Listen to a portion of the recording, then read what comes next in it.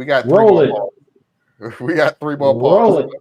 Let's go ahead and get into it. Then, 1 week after that, OP posted another update. Well, I apologize to my daughter-in-law for all the things my son listed. Since I'd received feedback about it being my son's job to handle his family, I told him my apologies to pass them along to his wife, and I waited. However, I got no response from B. No thank you, no trying to bury the hatchet, nothing. So last Friday, I made an appointment with an attorney to discuss grandparents' rights and had that appointment on Tuesday. The lawyer told me that I had a good chance with my older granddaughter, but that I would likely get nowhere with the new baby. I filled out some paperwork to get the process started, but Tuesday night, I was questioning if I was doing the right thing. I called one of my friends to discuss it, and I was seriously considering not moving forward with it after talking to her. Then, yesterday, I received this message from B. Uh-oh.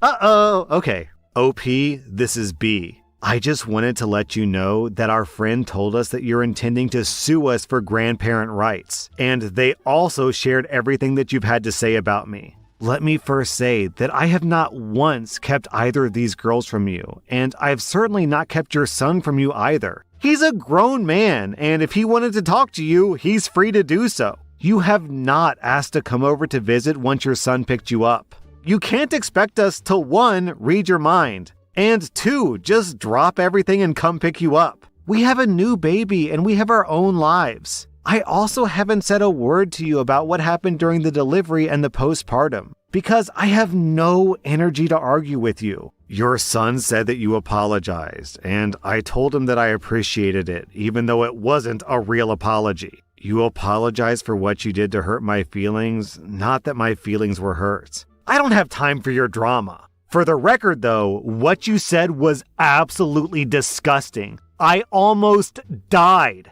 It had nothing to do with my mental health. Since you've decided to sue for grandparent rights, we will have no direct contact with you. All contact will need to go through our lawyer. You've been removed from my Facebook. You are not permitted to post any pictures that you've been sent of my child on social media. And my husband's ex, in this case the mother of the other daughter, feels the same way regarding our older daughter. We intend to have our lawyer write something up and send it to you by the end of this week and cease all contact with you. I assume that you'll be served with your visitation paperwork this week as well. You will get no pictures or phone calls going forward. In fact, you'll be blocked. I also hope you realize that you will absolutely lose this case. Your house is not suitable to live in, and you would have to be able to pass a drug test. When you lose, we will not resume contact with you. You lost your chance at being a part of our kids' lives by deciding to go to the most nuclear option instead of just communicating with us.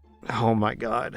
Okay, that's the end of B's response, and now we're back to OP writing the post. I tried to respond to her and tell her that I didn't want to go through with it anymore, and I reacted a bit out of anger, but she wouldn't respond to texts or calls. So I assumed that I really am blocked. I called my son to tell him about the text that she sent, and he said that he knew about it, and it was a lot nicer than what he wanted to send me. So that's where I am at this point. I'm gonna show my lawyer the text so that it can show how unwilling to forgive and to work with me she is. And hopefully it'll resolve quickly so that I can at least get visitation rights with my oldest granddaughter. Okay, down in the comments, someone says, drug test? And OP replies, she says that I would have to pass a drug test. I use medical marijuana to help with a chronic illness, but it's still illegal where I live. Okay, so the comments continue, and OP apparently mentions that in addition to having her son, who's married to B, she also has a daughter, and OP says that her daughter is a better mom than B, and then someone asks, why is your daughter a better mother than B? And B says, because they need to have better cultural examples. I think we're about to find out whether or not cultural differences was code for being racist. For instance, the oldest mother is also not from our culture/race, and her hair is very different from her daughter's. She has no idea how to take care of her hair. It's always a mess. My daughter-in-law has taken some initiative in doing and styling her hair, but she's still not great at it. The girls need someone who can teach them how to handle basic things like taking care of their skin and hair. I've encouraged them to let me handle the older daughter's hair long before my daughter-in-law came into the picture. Not taking care of a child's hair is a form of neglect. My daughter knows how to do these things because her hair and skin are much closer to theirs, and she can handle it with her own children. Oh God. And then another comment. I don't feel I deserve to be treated better, just equal. We're both equally, oh my God, we're both equally important in my son's life. She's obviously more important in her daughter's life right now, but without me, that baby wouldn't be here. I would drop the grandparents' rights case if I wasn't cut off. I reacted out of anger and desperation, but now it's the only option since I'm cut off. A few people pointed out that there's a post that seems like it's from the daughter's perspective on r/justknowmother-in-law. The post has since been deleted. So real quick, man. The One, mother okay, is obviously, one. The mother's obviously got her son likes white women. Okay, whatever. But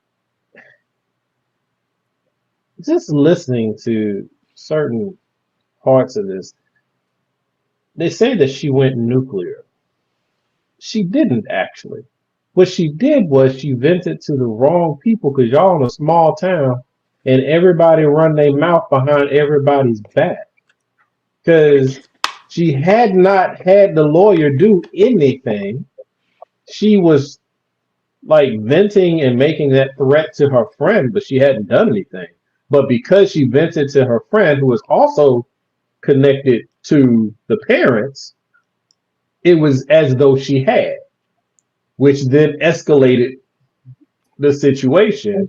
So it's like if you've ever had an insurance claim and you're talking to the claims adjuster, if you threaten to get a lawyer, we stop talking to you immediately because, oh, you want to go get a lawyer? Go get the lawyer. I'll talk to them. And that's kind of what this thing went, even though there was no lawyer.